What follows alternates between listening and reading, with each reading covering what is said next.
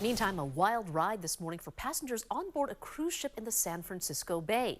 Many on the Rubby Princess experienced what the Coast Guard calls a hard landing when the ship bumped into the dock at Pier 27. ABC 7 News reporter Suzanne Fawn joins us live from the pier. She spent the day talking to passengers who felt the impact, then arrived hours later, and I can see that ship is still docked behind you.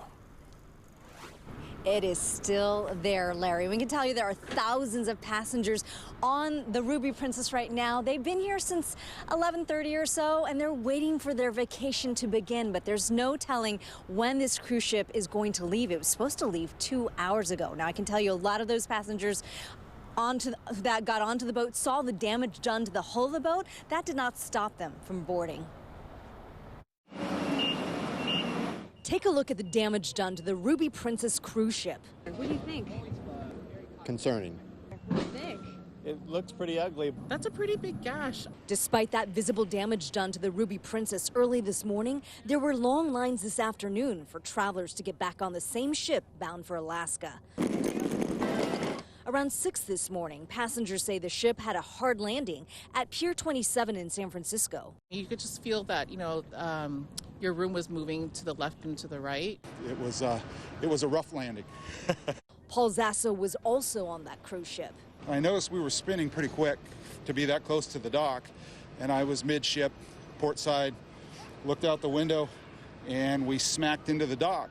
The ship's operator, Princess Cruises, told us the ship made unexpected contact with the dock, claiming there were no injuries and no one was ever in any danger. The ship just wrapped up a 10-day cruise to Alaska with more than 3,300 guests and nearly 1,200 crew members. Despite the visible damage, passengers for the scheduled 4 p.m. departure for Alaska still boarded. Dave Condi says he has no qualms about getting on the Rubby Princess. I have trust in the structural integrity and the ability of the inspectors to decide if it's appropriate or not. I'm going. I'm still going. We've looked forward to this too long. Oh, hey, they're the kids! Jennifer Ding is headed to Alaska with 12 other family members to celebrate a number of big anniversaries. The San Francisco Police Department has looked into the matter. The Coast Guard is investigating. Ding says she's not worried about heading out on the same ship. I think it's like a fender bender on a car, like when you just accidentally bump into something you shouldn't. And earlier today, Princess Cruises sent out a statement saying that an assessment of the damage to the ship and the pier is underway, and any delays or changes to the departure are still being determined. Now, about half an hour ago, we heard a couple of announcements over the loudspeaker. We're still not clear what time the ship could be leaving and why the departure has been delayed. We're live at Pier 27. Suzanne Fawn, ABC 7 News. All right, that cruise ship watch continues. Suzanne, thanks. Now, we reached out to SF port authorities, but they did not comment about what happened at the port early in the morning. And in the meantime, we're also learning more about the Rubby Princess pilot. We continue our team coverage now with ABC 7 News reporter Melanie Woodrow. In some ways, this is an elite group. There aren't many bar pilots, just more than 50 at the moment, with 4 trainees in the pipeline right now, according to the Board of Pilot Commissioners' executive director.